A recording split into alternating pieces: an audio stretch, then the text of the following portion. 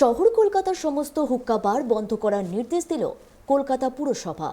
সাম্প্রতিক সময়ে হুক্কা বারের আড়ালে নিষিদ্ধ মাদক ব্যবহারের অভিযোগ উঠেছে। সেই কারণে কড়া নির্দেশ দেওয়া হলো পুরসভার তরফে। বলা হয়েছে মাদকে আসক্ত হয়ে পড়ছে তরুণ প্রজন্ম, তার জন্যই শহরের সমস্ত হুক্কা বার বন্ধ করার সিদ্ধান্ত নেওয়া হয়েছে বলেই জানান মেয়র ফেরাদ হাকিম।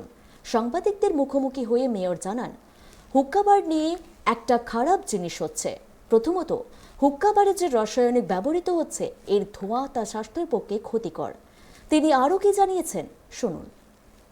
তাহলে বারের একটা অথরিটি আছে, এক্সাইজ অথরিটি আছে, আপনি কি ইউজ করছেন না করছেন, ওখানে বিষাক্ত মদ যাচ্ছে কিনা সেটা একটা চেকিং সিস্টেম আছে। কিন্তু এই হুক্কা বারের কোনো লাইসেন্সিং নেই, সবাই এটা প্লেজার স্মোকিং হিসেবে নেয়। কিন্তু এই প্লেজার স্মোকিং অনেকে বলে যেহেতু স্মোকিং ইজ প্রহিবিটেড, তাহলে আমাদের সিগারেট খাওয়াটা অন্যায়, খারাপ, শরীরের পক্ষে আমরা ইচ্ছা করে খাই। কিন্তু সিগারেটের জোন যদি আমরা ইন জেনারেল করে দিই তাহলে কী হবে, আপনি প্যাসিভ স্মোকার হলে আপনি খাচ্ছেন না কিন্তু আপনার ক্ষতি হচ্ছে, তাই তো?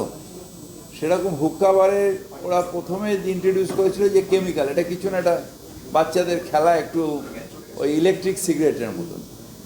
কিন্তু পরে দেখা গেল যে এটা একটা বড় ধোঁয়া বেরোচ্ছে এবং রেগুলারলি এই যে ধোঁয়াটা নিচ্ছেন, ইনহেল করছেন, তাতে লাংসের অসুবিধা হচ্ছে এবং সমাজের পক্ষে এটা খারাপ হচ্ছে। প্রচুর অভিযোগ আসছে, প্রচুর মানুষজন বলছে যে কি হচ্ছে কলকাতা, অন্য অন্য সিটিতে বন্ধ হয়ে রয়েছে হুক্কা বার, অথচ কলকাতা তোমরা চালাচ্ছ। তাই আমরা নির্ণয় নিয়েছি যে এটা আমরা বন্ধ করে দেবো। বিশেষ করে বন্ধ জায়গায় তো বন্ধই থাকবে।